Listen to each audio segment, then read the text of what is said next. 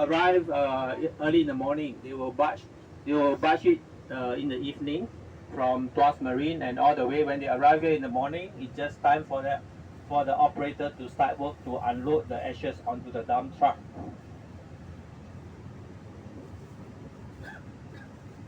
Okay, this building itself, this island itself is also have many features on this sustainability system, such as rainwater harvesting system, because they can use the rainwater to use for washing or use for other purpose.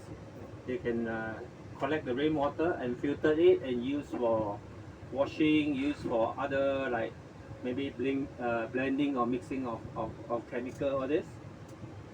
So there are other features also. Over the other side, there's a experimental solar wind turbine set up by NTU. Over the other side, a wind turbine and also the solar farm. The solar farm is over there.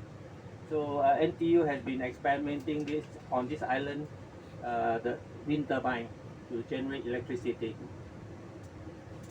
And over this side here, all these are the workshop area where they will have the diesel generator, the machines repair workshop area.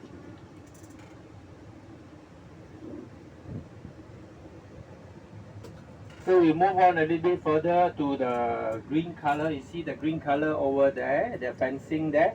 That is actually a nursery for the fish fries. So they put a nursery here for the fish fries.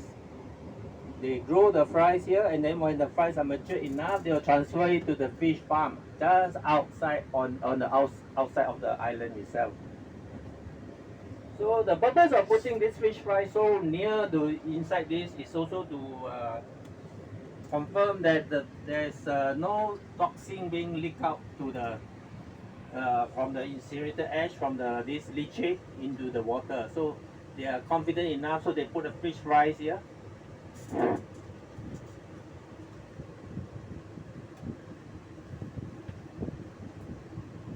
Okay, this island of the landfill island consists of two islands. Okay, consists of two islands. One the top island here over there is this part is Pulau Semakau, and the below one is Pulau Semakau. There are two islands. So what they do is they actually build this 7-kilometer barn wall with a road, and the barn wall go right down to the seabed about 20 meters. And this was constructed, this landfill was opened in 1999. The cost of building this phase 1 landfill was 610 million. So it was reported that this stretch of 7-kilometer road is the most expensive road in Singapore. Even more expensive than Orchard Road. 7 kilometers, and you have spent $610 million. So you see this construction, you see the 7-kilometer barn wall, and then for phase 1 they actually use the 11 cells. Yeah, 11 cells. Only except cell 3 is not filled up, but they are going to do it soon, but they just left it still unfilled. They have started with phase 2, filling of phase 2. So the construction of phase 1 with cells is used because they want to save cost. So when they dump this incinerator ash into each cell, it's easier because the cell area is smaller, so the truck can easily just dump at the edge and then they can fill up the whole cell. For phase 2, they use open concept. You see, phase 2 only consists of one cell, right? So because they want to save money, so phase 2 they just use one cell. But how they going to dump the ash evenly, even to the middle of this cell? So they will construct actually a floating platform. You see a floating platform? So this dump truck will drive onto the floating platform, and as the side here all fill up, the floating platform will move out a little bit, and then they'll fill up in the middle to make it all even. So right now we are traveling on this tank, start of the tank a 7-kilometer road, the most expensive road in Singapore. And on the right hand side, let's orientate. On the right hand side is Shell, Pulau Bukong, Shell refinery. They are the first, one of the first investment in Singapore in 1960. Until now, they are still here, Shell refinery. And Singapore is the world's third biggest refining oil center. And on the left, you can see all this area. They are all phase one. All have been filled up, and then after they fill up, they will top it up with the earth, and they'll start growing the trees. So, what plans do they have for the future after all the trees are grown? I don't know. Maybe they may start growing durian trees. Singapore made durians.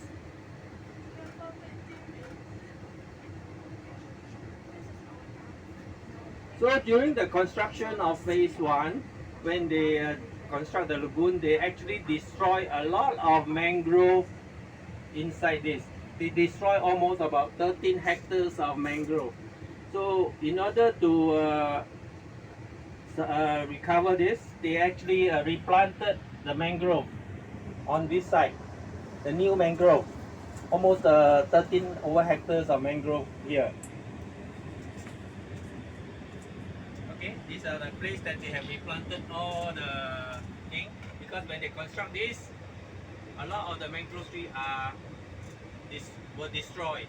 So putting mangrove here is also to confirm that the leachate is not toxic, because mangrove trees are a good bio indicator whether your water quality is good or not. So they grow regrow the mangrove here about 13 hectares. And also they regrow the mangrove here also. You look at this one over there. These are the regrow one.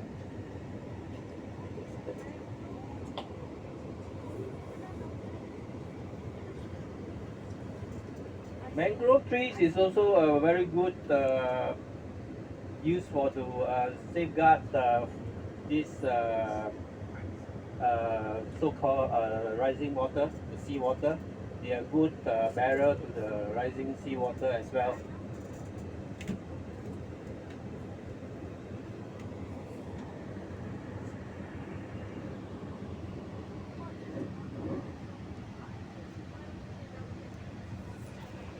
So next we are moving on to this area here. Okay, this area here will be the Intertidal walk. We have an Intertidal walk. I think they have just restarted, NEA has just restarted the program, the Intertidal walk, this area here. So anyone that is interested, you can apply on a NEA website to come for the Intertidal walk.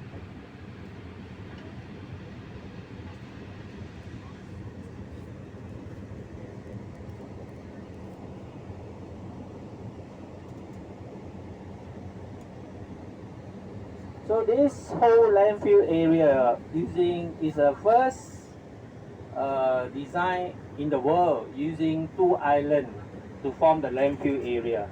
There are other similar landfill like in Japan, which is also an offshore landfill, but the design is different. This is the only one that formed the landfill between 2 islands itself. So we have arrived at this place. You look at the shade over on the right hand side. This is where you can go down for your Intertidal walk.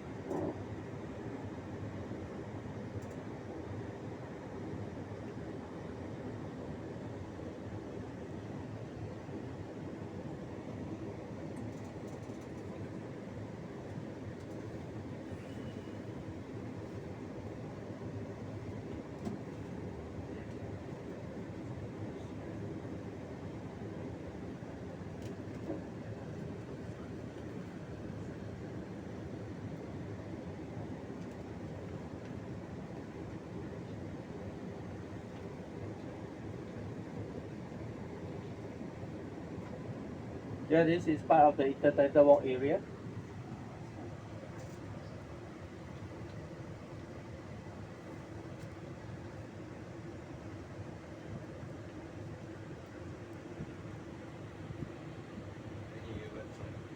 Yeah, they're also replanting some of the mangrove here. Some volunteers are helping up to plant up the mangrove.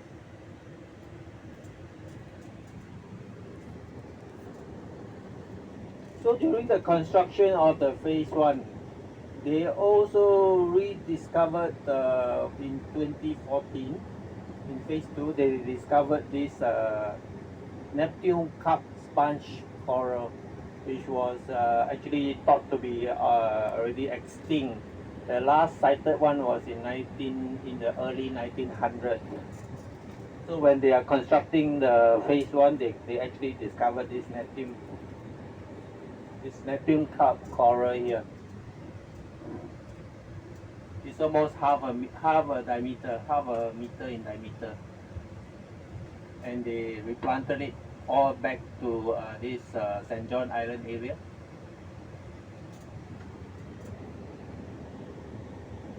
Okay, now we are coming into the phase 2 area. The only cell left that is unfilled in the phase 1 is cell number 3, is on the left hand side. This is cell number 3 that is still not filled yet, but NEA has started to fill up the rest of it, phase 2, so they still left this unfilled. So practically phase 1 is all filled up except cell number 3. And actually when they designed this landfill area, they actually estimated that this landfill will last until 2045. But over the years, the amount of waste keep on increasing. Now the lifespan of this is shortened until to 2035. So there is a very desperate need to make sure that we have to practice the 3R: reduce, reuse, and recycle. The aim is to reduce the amount of waste sent to this island by 30% by the year 2030.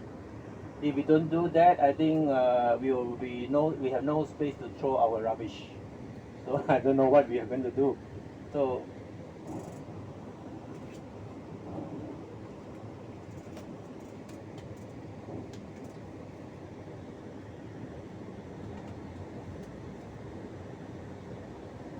okay, over the other side, on the far left, about 11 o'clock, you see this is a phase 2, a single cell. So they use a single cell method to reduce the cost of construction. And in order to unload the ashes into the middle of the cell is so big, one single cell, they use the floating platform method. Means a platform just like the Marina Bay, the floating platform. So as they fill up the sites, then they will move the platform, and then so that the truck can dump it into the middle area. This floating platform is 200 meters in length. It's over at the far end the side. You can see there's an excavator over there. Yeah, that's the place where the floating platform is.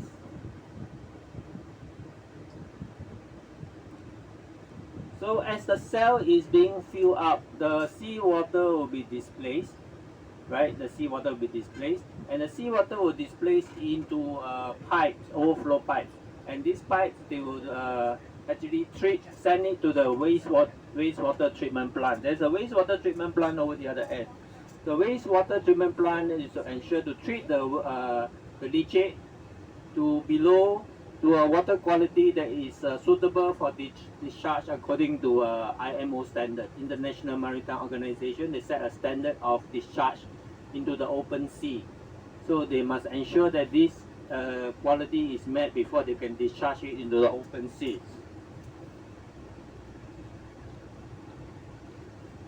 On the right hand side, you see another area where they have actually replanted the mangrove that they have destroyed during the constructions of the cell, this area here.